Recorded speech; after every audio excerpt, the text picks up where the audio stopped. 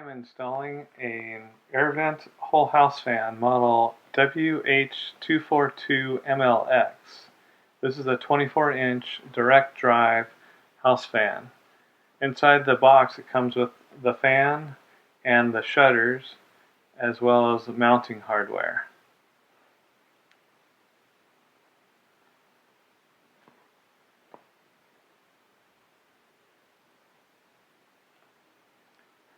The first step is to determine where to place the fan, and what I did per the instructions is went up into the attic and drilled 2 holes on each side of the joist of where I was going to mount the fan. And then from the bottom side of the inside the house, I look for the holes and line it up, and I cut out the template that came with the fan and positioned it up in the ceiling after measuring to try and get a nice square distance from the edges. I mark the template of where I'm going to cut the hole, and then using a jigsaw or a reciprocating saw, cut the hole.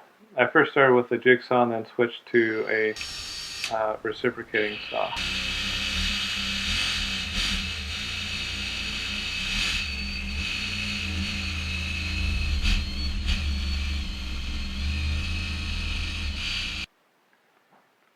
This model mounts on top of a joist, and then you install a strip of drywall over the joist, so that way the shutter will mount flush and there won't be a gap underneath that joist once the shutter is mounted.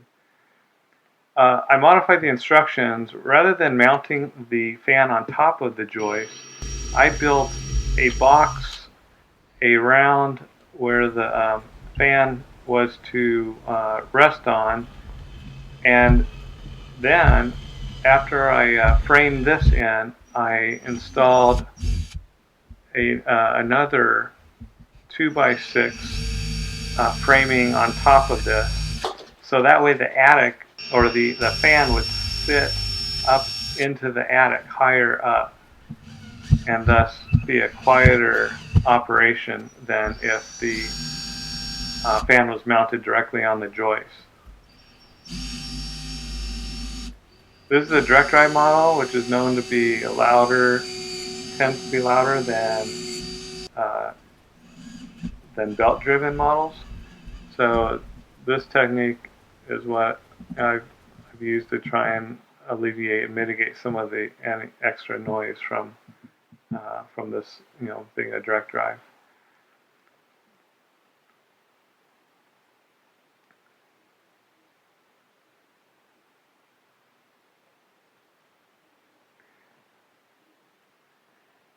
The fan itself is actually slightly smaller than the shutter opening, so when building the framing, I had to inset the 2x6 layer so it would become somewhat flush with the actual fan itself.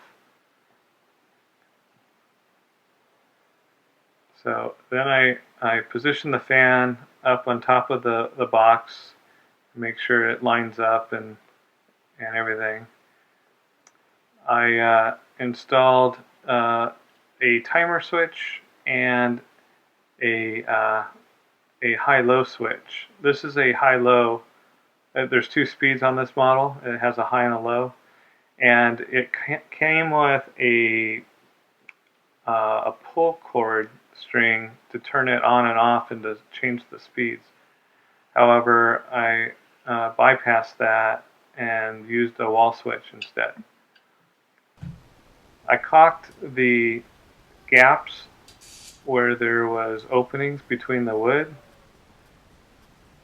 and then for the shutter, rather than drill the shutter attaching it to the studs, I instead used velcro, industrial strength adhesive, as well as some screws to support the velcro in place to attach the shutter.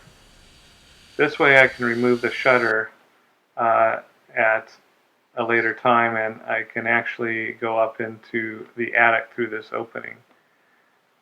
I didn't end up fastening the fan to the 2x6 framing box.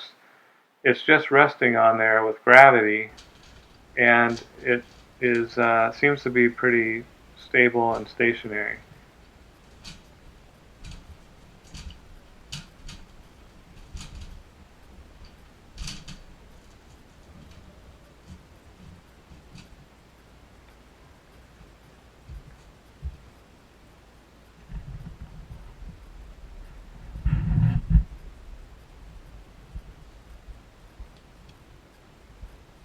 So, and I test it out first on low speed.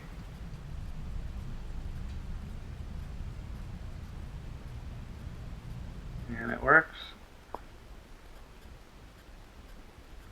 So now, when the temperature outside the house is cooler than inside the house, we can economically cool down the house by using the whole house fan to draw in cool air into the attic, and it exhausts out into the outside with the exhaust vents that are in the attic.